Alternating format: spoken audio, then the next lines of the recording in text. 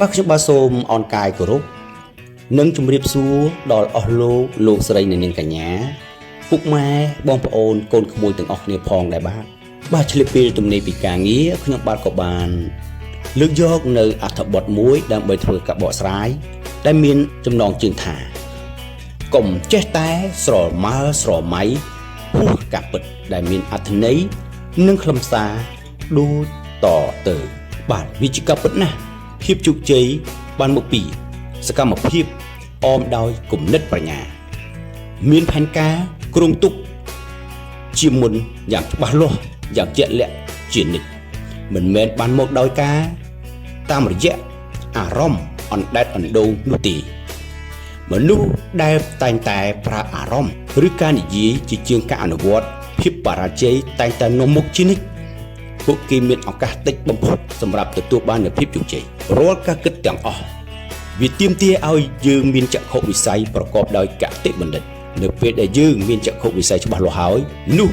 សកម្មភាពទាំងឡាយដែលយើងធ្វើគឺវាតកតទៅនឹងគោលបំណងរបស់យើងទាំងអស់មិនយូរប៉ុន្មានវានឹងទាញ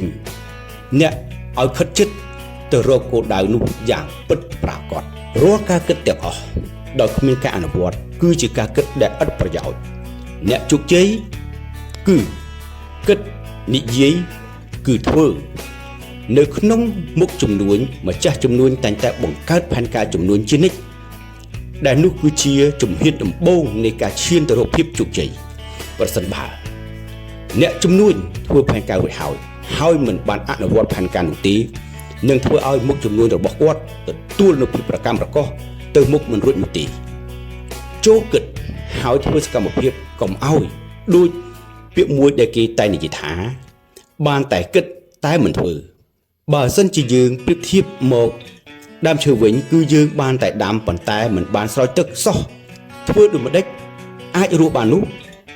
ការគិតដែលគ្មានសកម្មភាពគឺជាការគិតដែលគ្មានចក្ខុវិស័យទាល់តែសោះការគិតឬការស្រមើស្រមៃមិនមែនជារឿងមិនល្អនោះទេក៏ប៉ុន្តែការគិតនោះត្រូវតែមានអនុសម្បញ្ញៈនៃការគិតត្រេះរិះពិចារណាឲ្យបានត្រឹមត្រូវឲ្យបានស៊ីជម្រៅឲ្យបានច្បាស់លាស់បំផុតគឺមានន័យថាគឺជាការគិតគ្រប់ជ្រុងជ្រោយប្រកបដោយគោលបំណងមួយយ៉ាងជាក់លាក់មិនមែនគ្រាន់តែជាការយល់សប្តិនោះទេ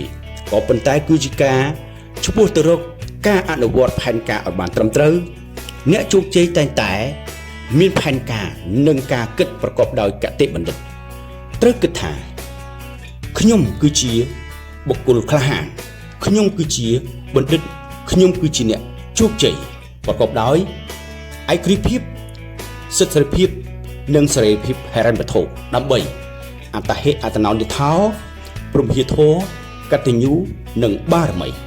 បាទនេះជាការគិតវិជ្ជមានដែលយើងត្រូវតែគិតជារៀងរាល់ថ្ងៃ